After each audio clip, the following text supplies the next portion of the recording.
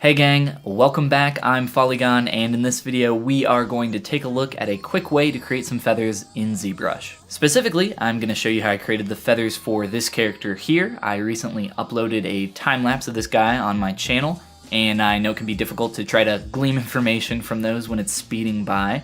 So this is a good way for us to slow some things down and explain how they were actually made. If you have a question about how I did something on this channel, this character, or anything else, post it down in the comment section, and if I can't answer it there easily, it may be worth creating another video for. So let's go ahead and take a look at the process for creating our feathers here.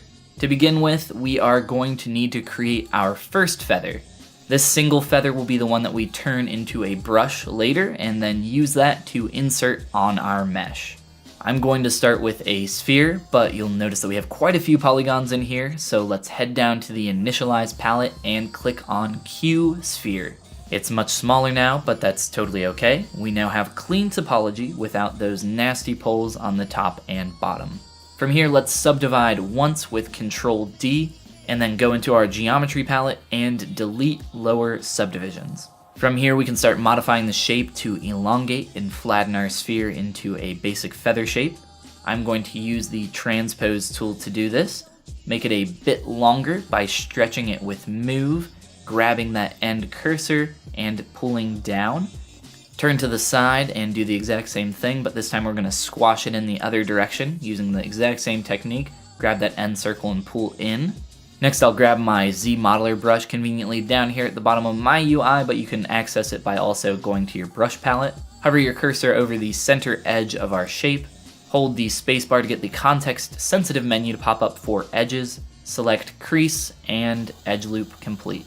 Then click your edge to crease it. If you can't see any changes, make sure polyframe is turned on, and that is Shift F. Pressing the D key will apply a dynamic smooth to our shape, from which we can see our creased edge a lot more clearly. From here, it comes down to preference, of course. You can make your feather look like whatever you want. You could subdivide it, texture it up, make your feather look very detailed, but for me, I'm going for a more clean style.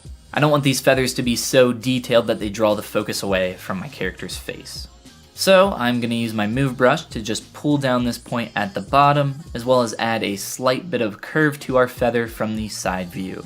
After you've finished with that, it is time to turn our feather into a brush. Step back down our dynamic smooth with Shift D. Make sure you're looking straight on your feather. To do that, make sure perspective is turned off, and then rotate your mesh close to the front view, and then hold Shift to snap it to that view.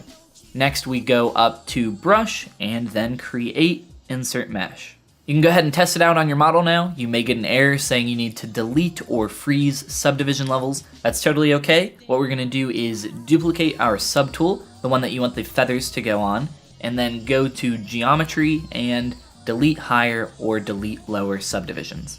Now, as you are inserting these on the mesh, you may realize that they're not touching the surface. No problem, we can fix that pretty easily by going up to Brush, Depth, and bring this dot flush with the surface line.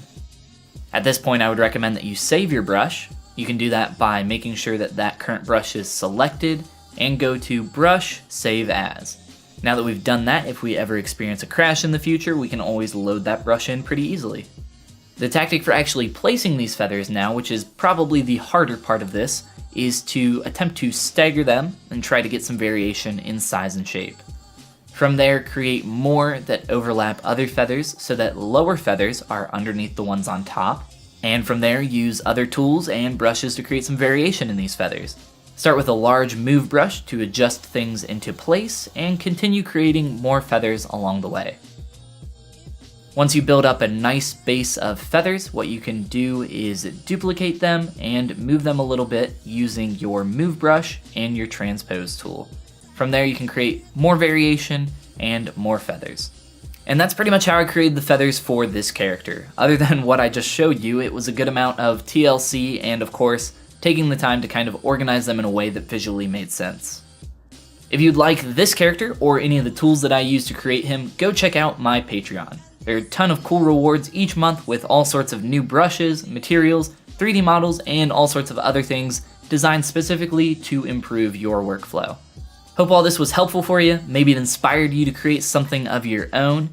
If it did, if you use this technique or something similar, you can always tweet your work to me at Follygon. Love to see your work. And with that, thanks for watching, guys, and I look forward to seeing you all in the next video.